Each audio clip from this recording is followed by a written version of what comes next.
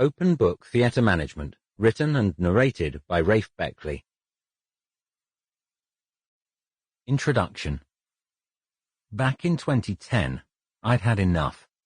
The world of the actor often involves working on low, no-budget productions in order to have the opportunity to both practice your craft and to meet and be seen by people in the hope of getting paid work in the future.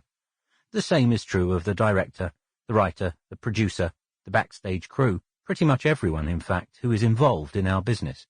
Why, then, did I seem, as both actor and director, to be constantly working on productions that were billed as profit share, which was generally accepted at that time to mean no money, when I saw many filled seats, money changing hands at the door, barely anything spent on props or costumes?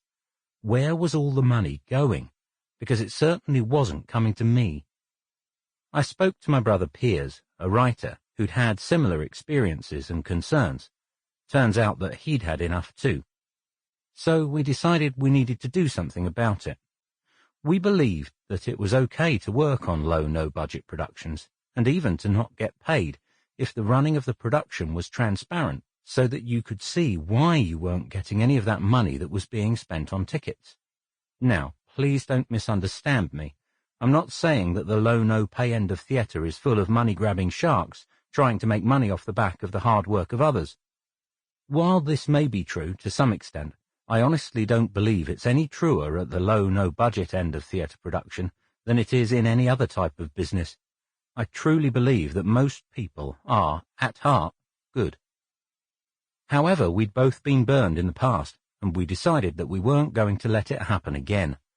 I knew I wanted to show people that you could run a low, no-budget theatre production with an open, honest and ethical approach, to show people that it was possible to do so without taking advantage of the goodwill and the needs of others. What I lacked was the framework.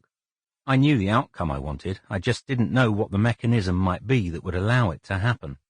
Piers was the one who suggested that we look at the business concept of open book management and see if we could apply it to a small-scale, no-budget theatre production. He'd read a book by Jack Stack and Bo Burlingham called A Stake in the Outcome.